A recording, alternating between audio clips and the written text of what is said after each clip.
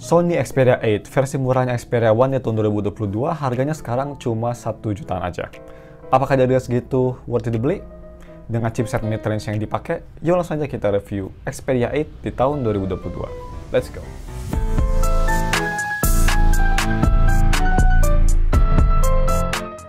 Halo guys, nama gue Sam dari Stafftai dan mari kita langsung aja review si Sony Xperia 8. Seperti biasa, mari kita bahas dulu harga dan speknya. Untuk harganya, kalian bisa beli di harga 1,8 juta. Untuk yang RAM-nya 4GB dengan internal storage sebesar 64GB, itu single SIM dan ada ekspansi via microSD. Seperti biasa, kalau kalian ingin beli HP ini, gue bakal taruh link di deskripsi. Dan juga kalau misalnya kalian ingin wallpaper yang di HP ini, gue udah taruh juga wallpaper Yoimiya di deskripsi.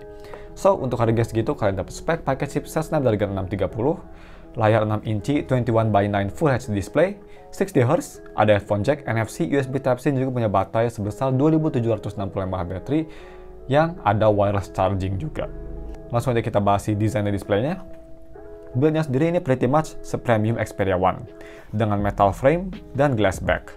Desain depannya juga ini mirip dengan Xperia One, berkasih aspek rasionya 21:9. Cuma yang bikin beda nih bisa kita lihat si jidatnya jauh lebih tebal daripada Xperia One. Tapi untuk desainnya sendiri atau untuk size-nya sendiri ini lebih compact, jauh lebih compact, hanya 6 inci. Ya ini ngingetin gue sama size satu ini di antara iPhone 5S sama iPhone 11 Pro. Ya kira-kira segede iPhone 13 mini, iPhone 12 untuk besarnya, lebarnya. Yang artinya pemakai sarung tangan ini sangat comfortable banget. Semua sisi bisa tercapai dengan mudah dan comfortable. Terus untuk si fingerprint-nya ini nyatu sama power button, dan untuk kecepatannya sendiri ini pretty much sangat cepat, hampir instan malahan. Super cepat dan super akurat. Di Xperia 8 juga ada L notifikasi, itu L notifikasi berwarna, posisinya ada di kiri atas, sebelah earpiece. Dan untuk NFC-nya, dia itu posisinya ada di belakang, bisa kita lihat nih logonya di daerah kamera. Dan untuk si scanningnya sendiri cukup bagus, kalau misalnya kita coba scan pakai kartu GTO, scanning. So, pas gue update ke Android 10, bisa kalian lihat kalau misalnya kalian nonton video unboxingnya. Di video unboxingnya ini NFC-nya bisa bekerja dengan baik, itu pas di Android 9. Pas gue update ke Android 10, dia NFC-nya rada ngawur ya. Oh, udah nggak ada update. So, ini paling latest ya guys. Ini update terakhir ya. Tapi nggak tahu kenapa di update paling terakhir ini NFC-nya jadi nggak bekerja. Padahal aslinya bekerja saja, sayang sekali. Ya, but it's okay lah. So, NFC sayangnya ini kalau misal update ke Android 10 nggak bekerja. Jadi kalau misal kalian ingin tetap NFC-nya bekerja, mending keep di Android 9 aja. So ya, next move on ke si kualitas layarnya sendiri. Ini untuk layar LCD. Untuk di harganya ini one of the best. Punya gambar yang colorful dan super jernih, dan yang pastinya super sharp berkat resolusi Full HD di layar yang kecil, dan juga punya viewing angle yang bagus. Cuma sayangnya untuk memakai di bawah sinar matahari, Xperia 8 kurang bagus. Full brightness-nya ini nggak bisa terang banget, jadi agak sulit untuk dilihat layarnya kalau misalnya di bawah sinar matahari. Dan untuk si touch delay-nya ini, keyboardnya kalau mau dipakai buat ngetik keyboard atau navigasi OS, semua kerasa smooth, nggak ada masalah sama sekali. Layarnya sangat sensitif dan juga akurat, nggak kayak layar Xiaomi yang pastinya. Dan untuk si kualitas audio quality-nya, pertama mari kita bahas audio quality via headphone jack, dan ini tuh sayangnya kualitasnya mediocre banget. Overall masih punya suara yang clear dengan bass yang punchy dan soundstage yang oke, cuma separasi instrumennya kurang bagus, dan juga full volumenya ini nggak bagus banget guys. Gue coba tes pakai headphone Cosplota Pro seperti biasa, yang butuh power nggak terlalu besar seperti headphone lainnya, normal. Itu harus di volume 100% biar dapat volume yang gue prefer. Yang kalau bisa di HP lain itu di volume 75% aja udah cukup keras biasanya. Jadi ya, sangat mediocre kualitasnya. Dan untuk kualitas speakernya sendiri, ini dia mono speakernya, tapi untuk kelas mono ini lumayan bagus untungnya. Jadi nggak kayak si headphone jack ya, ini lumayan bagus. Dia tuh punya soundstage yang cukup oke untuk kelas mono dengan detail yang bagus, dan juga vokalnya juga ini punchy dan gak cempreng. Untuk bassnya lebih ke arah balance, karena dia tuh sound signature-nya lebih ke arah bright, jadi lebih fokus ke treble dan vokal ya. Dan untuk si full volumenya ini bisa keras juga, super keras malah untuk kelas mono, dengan distorsi yang ada tapi minimal. Jadi, tapi untuk lebih detailnya di speaker testnya, gue rekomen kalian pakai headphone yang bisa ngedengerin lebih detail. Check it out guys.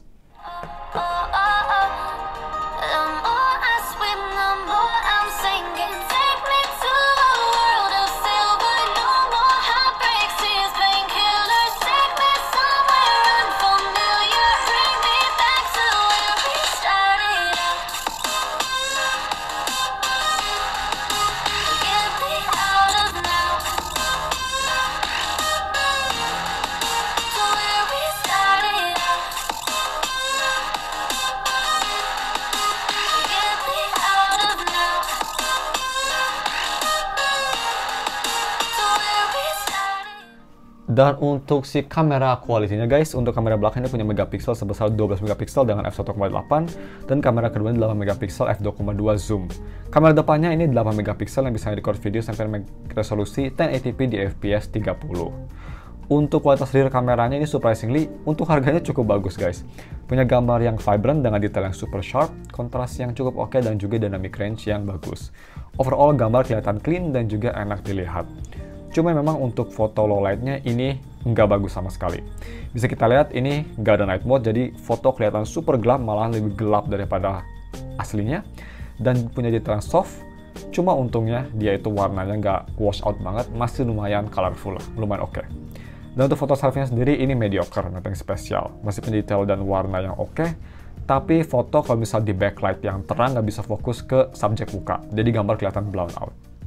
Dan untuk video recording, kamera belakang bisa nge-record sampai resolusi 1080p 60fps atau 4K 30fps. Cuma kalau di resolusi 4K atau di resolusi 1080p 60fps itu nggak ada stabilisasi. Kalau di 4K itu ada stabilisasi. Jadi untuk sampelnya gue bakal record di resolusi 4K 30fps. Check it out guys. Dan oke guys, ini dia video recording pakai resolusi 4K 30fps dengan steady shot nyala. Kita coba jalan.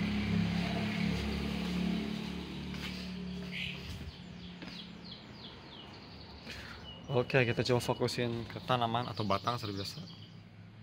Fokusnya ada susah. Tapi kalau ke tangan lumayan oke.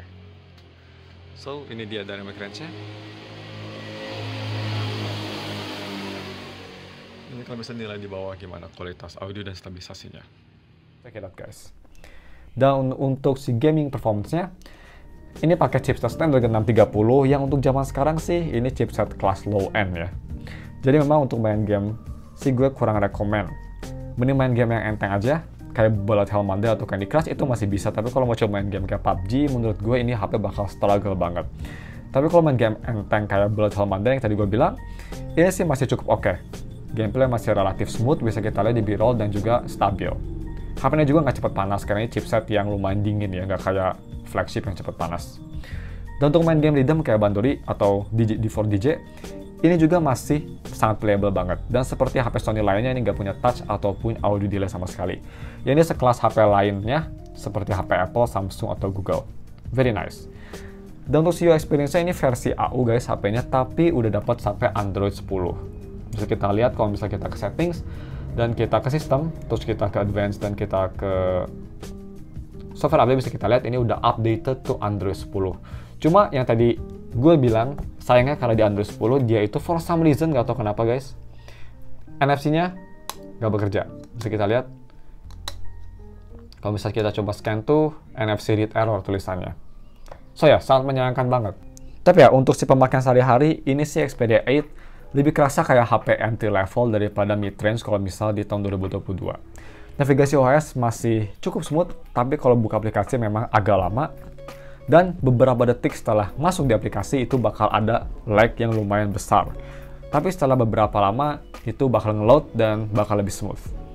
Dan untuk si DRM infonya, kalau misal kita ke DRM info, karena ini termasuk HP premium dari Sony, jadi dia itu yang pastinya sudah come on, bisa kita loadingnya lama, sudah di Wideframe L1, jadi kalau nonton Netflix atau streaming service lain bisa sampai resolusi paling tinggi. Dan untuk si battery life sendiri guys, ini punya baterai sebesar 2765 baterai, dan untuk ketahanan baterainya masih cukup bagus. Bisa bertahan full 1 hari dengan pemakaian yang enteng, sosial media, dan nonton YouTube. Dan untuk screen on time sendiri, gue udah screenshot. Kalau misalnya kita ke Google, terus kita ke library, dan kita ke screenshot, ini gue dapat screen on time, sisa baterai 19%, dapat screen on time sekitar 7 jam 12 menit. Ya untuk HP second ini sangat impresif, pastinya untuk di harganya salah satu yang terbaik. Lebih baik daripada XZ2 Premium atau XZ3 atau R2. Dan untuk si charging speed-nya juga ini cukup cepat, gue coba tes pakai charger 15 watt fast charger. Ngecas dari 20% sampai 100% itu hanya butuh waktu 1 jam 27 menit aja. So, lumayan cepat lah, lumayan oke. Tapi guys, mungkin cuma segitu video. Dan untuk si konklusinya sendiri, menurut gue Sony Xperia 8 atau 8 ini sih masih cukup oke banget di tahun 2022. Terutama kalau misalnya kalian gak main game ya. Masih punya build yang premium dengan layar yang bagus banget dan juga OS yang masih cenderung baru, gak ketinggalan banget. Cuma memang sayangnya ini dari si harganya sendiri guys, kelemahan besarnya. Karena di harga segini kalian bisa dapat HP yang lebih worth it untuk si performance dan layarnya kayak X3 atau X2 Premium. Atau even LG V30 kalau misal buat para audiophile, lebih worth it HP tersebut untuk speknya daripada ini.